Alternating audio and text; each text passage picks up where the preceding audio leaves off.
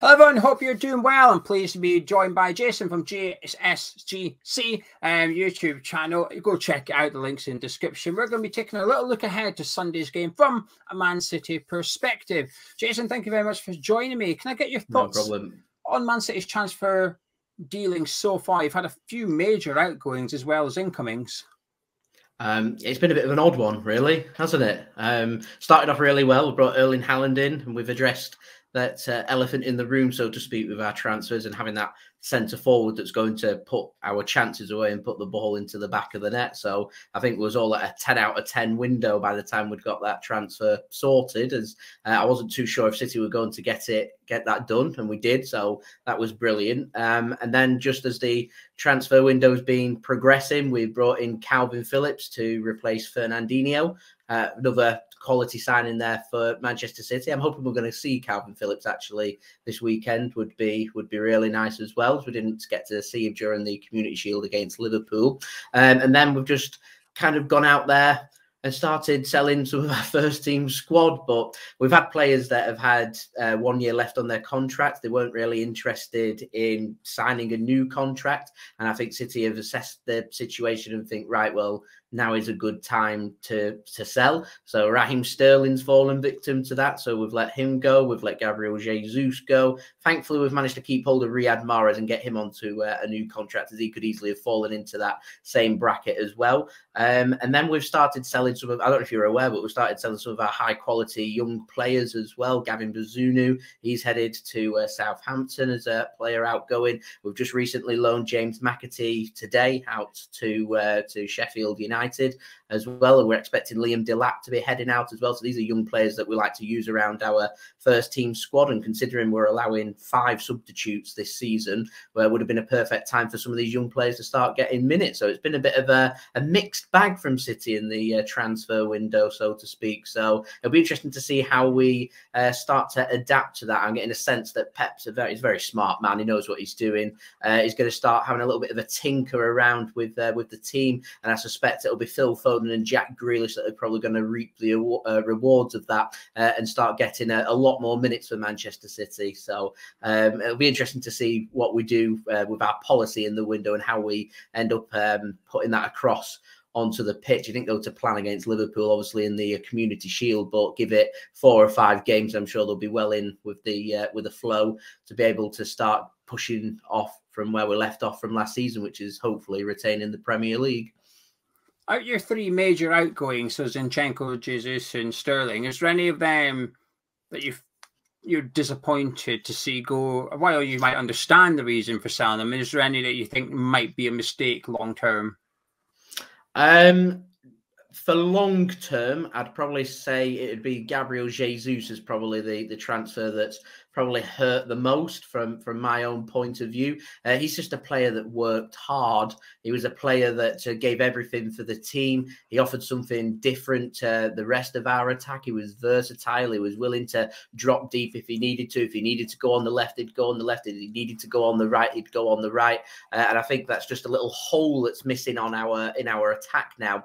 So I think he'll be a very big loss. And obviously we've lost Fernandinho. We've lost Gabriel Jesus. They're 2 Brazilian players that we've let go. We're left with Ederson. So it'll be interesting to see how he gets on with settling down with not having his Brazilian teammates around him. So I was surprised. I thought we were trying to get Jesus on a new contract. I think he just wanted some more first team opportunities. And with the arrival of Haaland, I think he's just seen it as it's not going to work out. He's a class player on his day. I think he's a cracking signing for Arsenal. I think he's a big loss for us. So I think long term we'd miss having him around in his versatility. I think in the short term, Zinchenko hurts. That hurts because we've not got a left back. We're after Marc Cucurella. We're not going to be signing Marc Cucurella, and I'm not entirely convinced we're going to be bringing in a left back. So to let him go and not having a replacement there is criminal. And he's such a massive personality because he's just a very likable guy, and he's just going to be a big loss on the pitch and in the dressing room as well. So interesting, very interesting. Did not consider that Brazilian thing. That's an interesting way of looking at it, especially with Ederson remaining at the club. Looking at your pre-season, obviously you had the Community Shield last Sunday, but prior to that, you only had 2 pre-season friendlies. Is there a reason Man City only had 2 friendlies and that was it? And does that as a fan, are you confident that you'll be sort of tip-top shape ready for the season starting? Because I know they'll be fit because they're world-class athletes and stuff, but I do think there's a difference between being fit and then being match sharp. Definitely. We've always under Pep done a short pre-season, and I think we do that in mind that we're going to be doing 60 games in this season for all competitions. The plan will be from the club to get as far as they can in the Carabao Cup, in the FA Cup, in the Champions League, and in the Premier League. And ultimately, because of that, something has to be sacrificed, and we like to sacrifice during pre-season, not having too many games. And because of that, ultimately, we do end up getting off to a slow start because the players just aren't as sharp as what they can be. We're tinkering around a little bit, seeing what works. Teams have obviously, we've not got the analysis data there with teams changing around their formations. They might have brought in a couple of different players, so we don't really know what to expect first 2 or 3 games because we don't have the data available to us. So naturally, we do get off to a little bit of a slow start. And once we really get into the rhythm of things, we're a very tough nut to crack. We're almost like a machine when we do get going. But I'd say first 2 or 3 games, we're left vulnerable, but we do that with the long-term picture that we've got 60 games coming up. So we don't want to burn out too quickly by doing 4 or 5 pre-season games. And ultimately, I felt like last week we took that sacrifice. I thought Liverpool looked a lot sharper than us. I'm expecting, I don't know how many games you've done in pre-season, but I'm expecting 7. West Ham. So you've done a lot more than us. So I'm expecting you to look a lot sharper than us. You'll probably get going a lot quicker than us before we start to get into the rhythm of the game. So it wouldn't surprise me if City do turn up and struggle and don't look as strong as what we would if we were 10, 15 games into the season. Right. Well, while some West Ham fans watching this are now starting to get a little bit excited and hopeful that we're going to win on Sunday, let's give them a stark reminder of where Man City are and just how good Man City are. I almost want to ask you what your hopes are for the season, but it seems a bit pointless because I know what your answer is going to be. However, as a neutral looking on the outside in, I know I speak for not all, but many other neutrals, which is Pep needs to win the Champions League with Man City. Do you agree with that? Is that your sort of biggest ambition for the season, or is the Premier League still your #1 priority as a fan? Not what you think Pep's prioritising. What are you personally prioritising? Premier League. Is that because of your grievance with UEFA, or is it because it's a harder competition? The Premier League to me is the most prestigious trophy. I think it's a trophy that defies who you are as a club and how difficult it can be. If the Premier League wasn't as competitive as what it was at the top, I would say the Champions League would 100% be the trophy that we should be after. But considering just how strong it is at the top of the Premier League, Chelsea making some good additions, Arsenal getting stronger, I suspect United will probably be in the market for a couple of players, so I'd expect them to strengthen. Of course, you've got Liverpool to compete with, Spurs, West Ham are a decent team, Wolves, Leicester. It's just so competitive. There's week after week, it's competitive games, and to me, it's just so tricky and so difficult to win that it just possesses that challenge there week after week after week that to me just makes when you do win it feel so good. But we don't know what it feels like to win the Champions League, to know that you know, it's something we've not had a taste of, to know is that as prestigious as what we're looking at. But what I've learned from the Champions League in the years that we've been in it is it does require luck rather than skill. And to me, skill's needed to win the Premier League. You do not win the Premier League through luck. Whereas with the Champions League, you can have 2 minutes of madness like we saw in Madrid when we went out and all of a sudden we exit out the competition. Does it mean Real Madrid are stronger than us? In my own biased personal opinion, I don't think that they are. They're an excellent team. I don't think they're as strong as us. And I think if you was to put Real Madrid into the Premier League with us, I think over the season we'd be able to knock them off the perch and do that relatively comfortably. But to put it over a knockout match, it's a different ball game, and I think that's something that City need to adapt more to. But from a fan perspective, the Premier League's just so brilliant to watch and brilliant to win that I want to win it every year, every single year. I think that's an excellent answer, actually. I didn't know what I was going to get from you. I didn't know it was maybe down to sort of City's fans' outlook on UEFA, which I completely understand, by the way, because I know some City fans don't care too much about the Champions League because it's a UEFA competition. But I think your answer is excellent. I completely agree. in regards to the luck element, because West Ham fans, obviously, semi-final Europa League, Creswell got sent off in the second leg early on, and we were done for. And I think if we had 11 men on the pitch for the duration of the game, we might have been in the final. We might have gone on to beat Rangers in the final as well. So it was a moment of stupidity, sort of crashed us out of the European competition. So, like you said, 2 minutes of madness, and that's it. Really good answer to that. Now, you can only have one. I want one player only. But which player are you really looking forward to this season at Man City? I'll do something different, and I'll go for Jack Grealish. I understand why. We did our preview last night, and I said, probably for the reasons you've given, I think he's in for a really good season now with Sterling out his way, a year to settle in. That price tag thing might disappear now that you've got Haaland. Darwin Núñez is over at Anfield. The pressure's on them two to perform, and I think that might just help Jack Grealish. Right, let's move on to West Ham then. What's your thoughts on West Ham? Give me your thoughts on the Hammers. Decent club, really nice fans. I think City and West Ham have some very decent connections there. Of course, not just in the past with transfers, players like Pablo Zabaleta, of course, who holds a very special place in the hearts of Manchester City fans and the club, of course. Just a very nice group of fans, really, working class, hard fighting club that we have we hold a lot of similarities with. So I think there's a lot of mutual respect there between West Ham and Manchester City fans. I know there's several West Ham fans out there that like to keep an eye on how City are doing, and the feeling's mutual. We do like to have a look at what's happening with the clubs in London. Not overly fond of their Spurs, Arsenal, Chelsea. So if I was to keep an eye on a club in London, then it would be West Ham as that team that would like to see doing well. So I always wish them to do well. I'm hoping that you'll be able to strengthen and mount a little challenge towards Manchester United. What I'm hoping for from you guys this season. Put them down a peg or two and overtake them and get yourselves into a European spot. That's what I'm hoping for. I think it's good for the Premier League. I think it's good for yourselves. It's good for everybody involved. And it's nice to see a fresh club with a large fan base doing well with passionate match-going fans. Where do you see us finishing then? Give us your prediction. I know loads of stuff can happen, but as you said, when you're justifying going after the title, a lot of averages take place in the Premier League, and it usually sorts itself out over 38 games. So right now, obviously, you've got nothing to go on. You've got no form, nothing. But give me a prediction. Where do you see West Ham finishing in the Premier League this season? I'm going to go for 7th.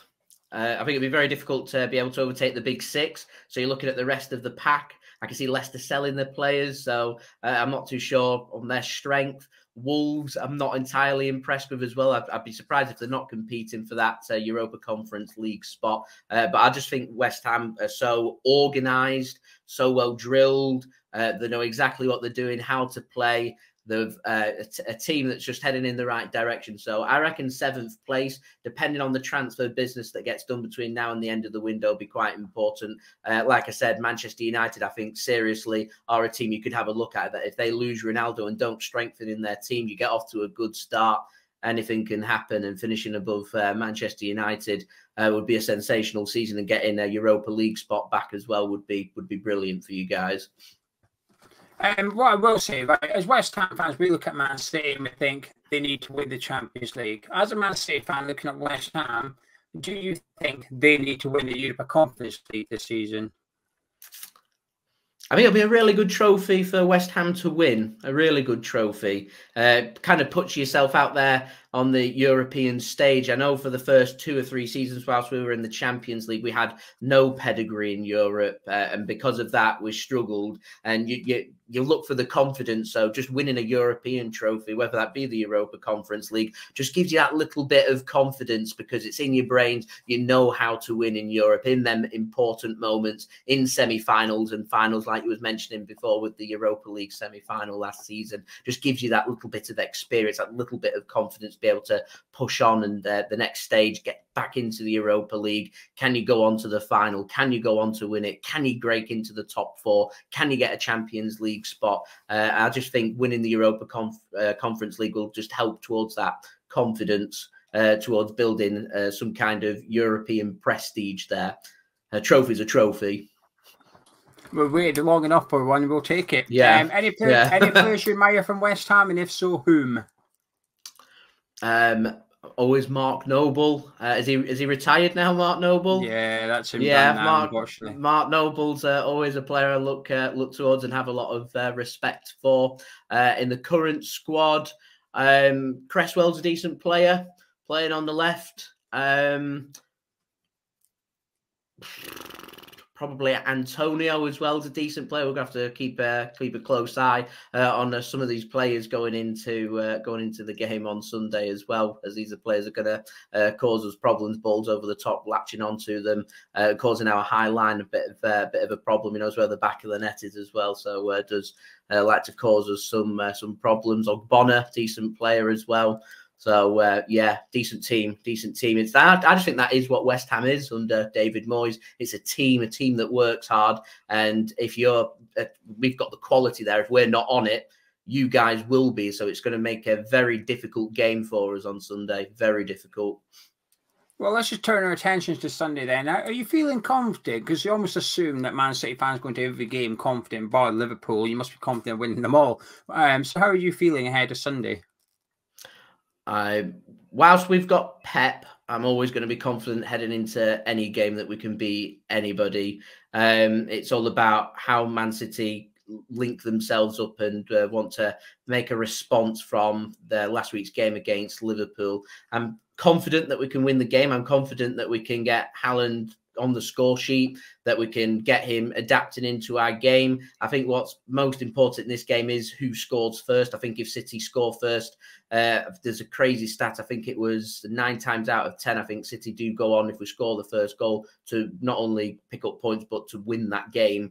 Whereas if we go behind, we struggle. So I think that first goal is definitely crucial. So I think if City can turn up and do a lot of what we did last season, which is score goals in the first 10, 15 minutes of the game, then automatically puts our opposition, it'll put West Ham onto the back foot, that we can start using our quality, because all of a sudden you go behind, you start thinking to yourselves, we cannot afford to go 2-0 behind, and you must have a perfect game to get back into that game, and vice versa. If we go behind, we need to make sure that we don't go 2-0 behind and leave the gaps there that we are prone to leaving if we are put onto the back foot.